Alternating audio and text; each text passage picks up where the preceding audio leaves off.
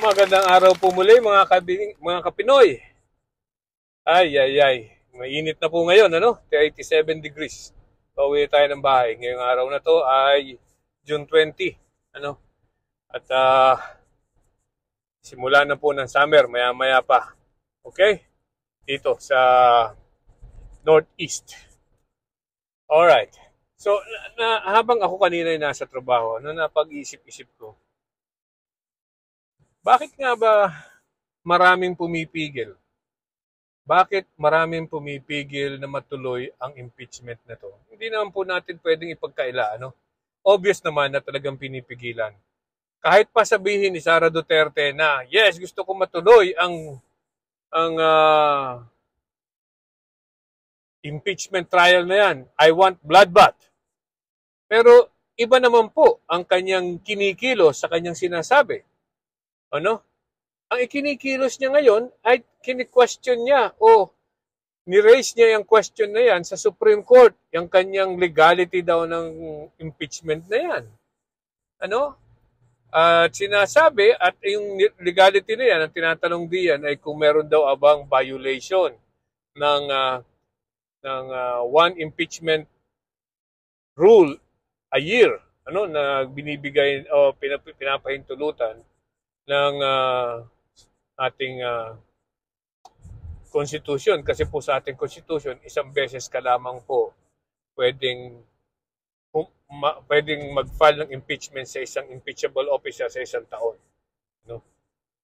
Isang beses lang sa isang taon. At may dahilan po dyan ang mga gumawa ng framers ng Constitution na yan. Dahil po, kung yan nga naman ay palagi na lang merong impeachment, katatapos lang ng isang impeachment, na-acquit ka na, another impeachment na naman. So wala na pong gagawin itong opisyal na to kung hindi ipagtanggol ang sarili niya sa impeachment. Nawala na po yung kanyang trabaho. Yan po ang dahilan. Pero nakikita naman natin, ito'y unang impeachment case na ipinalaban kay Sara Duterte, at itong impeachment case na to, kaya namin nasabing una, dahil yan lang po ang na-i-submit sa Committee on Justice ng House of Representatives. At pagkatapos nga po nakakuha ng more than enough, almost 2/3 ng miyembro ng sumang-ayon sa impeachment complaint na yan. Okay? So, alam po natin na yan ay matatalo sa Supreme Court, yung question na yan ni Sara Duterte. Pero kung siya'y talagang handa at gusto niyang matuloy ang impeachment, ay dapat hindi na siya nag-question. Ilagay na lang niya, pabayaan na lang niyang matuloy ang impeachment sa Senado. Pero hindi lang po yan, hindi lang si Sara Duterte mismo ang pumipigil, pati itong mga miyembro ng Senado, tulad niya si Chis Escudero, na patuloy ang pagpigil sa impeachment na yan. At magkakutsaba po yan si Bato, si Bongo, si Alan Cayetano, si Chis Escudero, at yung apat na yan, alam naman natin yan. Isa pa, si Amy Marcos. Yung mga yan, siyempre, mga tao ni Duterte yan, obviously.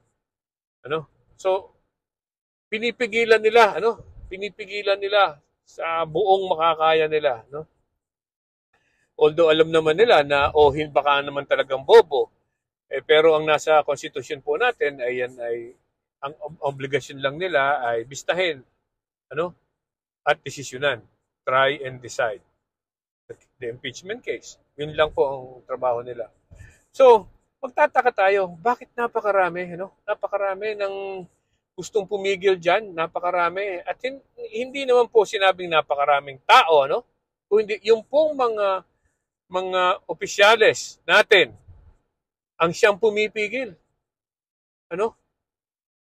Meron pong nakapagsabi sa isang interview na isang impeachment defense lawyer noong panahon ni Corona, na sinasabi na pag daw nasimula na talaga ang impeachment trial, ay napakahirap ng itigil or pigilin.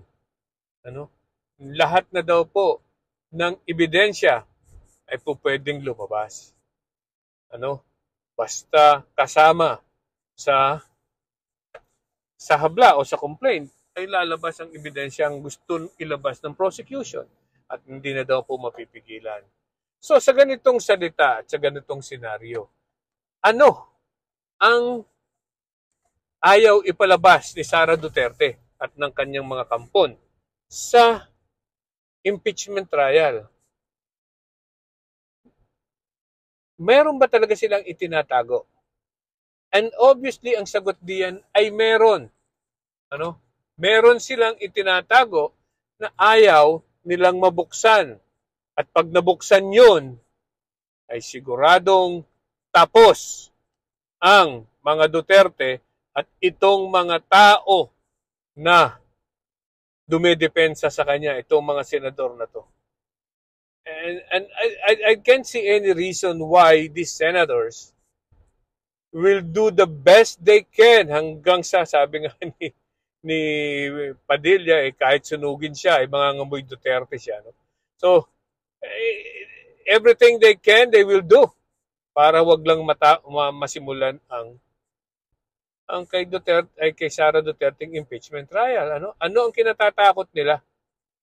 Ano?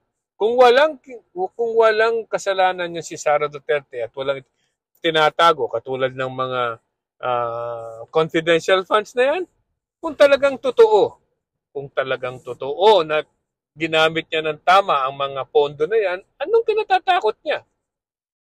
Hindi ba? Wala. Di ba? Yun lang po naman yun eh.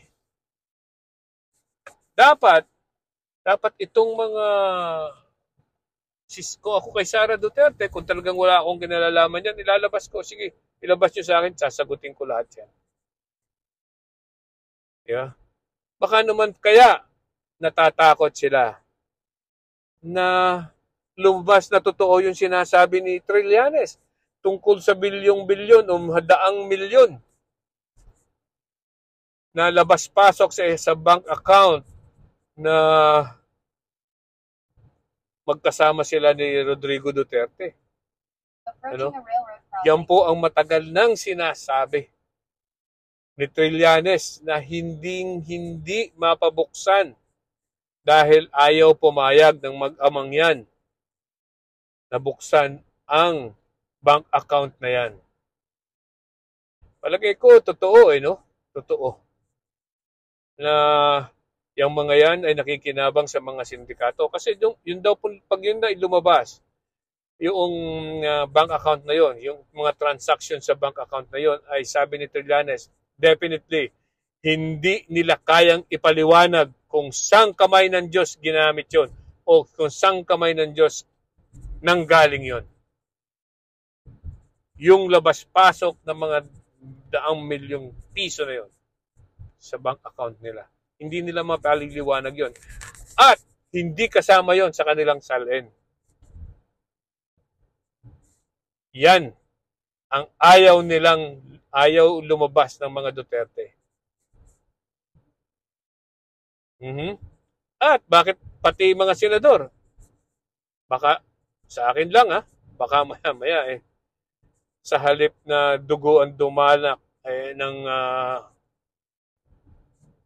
ng defense, baka pati mga senador kasama dyan.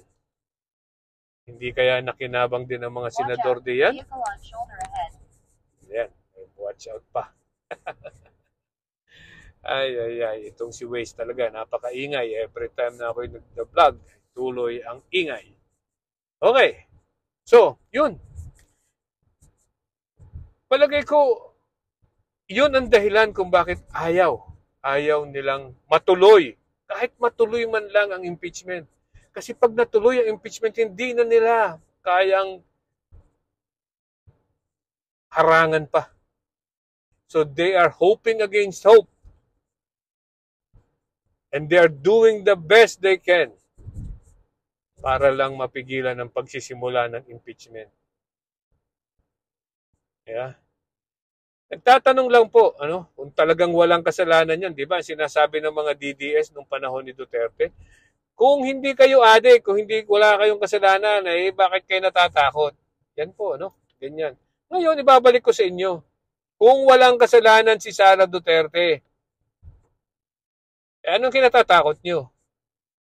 Bakit hindi nyo pabayaang matuloy ang impeachment at sagutin ni Sara Duterte? Ano? Baka naman talagang wala siyang kasalanan, well and good. Saludo ako sa kanya. At baka magiging botante pa niya ako. Sa susunod, pangangampanya ko pa siya. Kung sakalit masagot niya lahat ng tama ang mga aligasyon na yan. Ano? Yun lang. Baka lalo pang bumango ang pangalan ni Sara Duterte. 'Di ba? Gusto niyo 'yun, 'di ba? O talagang gusto niyo na lang pigilan para hindi na lumabas ang baho ng mga Duterte. Nagtatanong lang po. Bye-bye.